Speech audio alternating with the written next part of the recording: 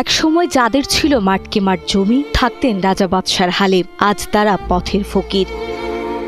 দুবেলা খাবার জোটান ভিক্ষা করে, এমনকি থাকেন চারিপাশে বস্তা ও চট জোড়া দিয়ে তৈরি ঘরে। বর্তমান অবস্থা এতটাই করুণ যে চিকিৎসার অভাবে সার্বক্ষণিক কাঁপুনি রোগে ভোগেন পরিবারের কর্ত্রী সাগরী রানী। এই ফ্যামিলিটা একসময় বড় ফ্যামিলি ছিল। এর নিশি সাজ্জাল গোষ্ঠী এদের নাম। এদের অনেক জমি জমা ছিল।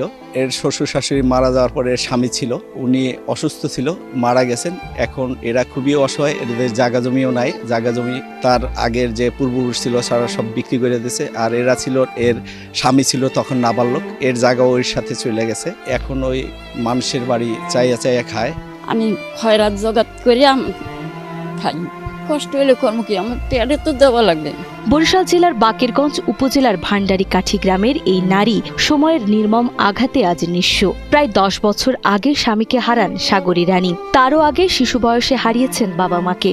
একের পর এক শোক আর দারিদ্র্য তাকে ঠেলে দিয়েছে এক গভীর অনিশ্চয়তার দিকে। পরের জমিতে পরগাছার মতো ঠাঁই নিয়ে বসবাস করছেন তিনি। বাবা মারা গেছে গেলে এত দুঃখ নেই। এবার মা মারা গেছে, আমার বিয়ে হয়েছে 3 বছর পরে মারা গেছে। স্বামী মারা গেছে 10 বছরে। জায়গা জমি মানুষের জায়গায় আমি থাকি। চর দিয়ে বেড়া দিয়েছি, বাংলা চূড়া টিন। আমরা খাসি কোনো জীবনে খাই না, আমরা মুরগি খেয়েছি। 4-5 মাস হয়। সামনে গেছে, অনেকদিন হয়েছে মারা গেছে। তারপর তো বাচ্চা কাচ্চা ছোট নিয়ে ওই অবস্থায় থাকে আর কি, কিছু নাই তো এই জন্য। বয়সের ভারে নুয়ে পড়া শরীর, তীব্র ব্যথা আর তার উপর কয়েকদিন আগে সড়ক দুর্ঘটনায় আহত হয়ে কষ্ট যেন আরও বেড়েছে। চিকিৎসার সামর্থ্য নেই, আবার কাজ করার শক্তিও হারিয়েছেন তিনি। ভিক্ষা আর মানুষের সহানুভূতি এখন তার একমাত্র বেঁচে থাকার ভরসা।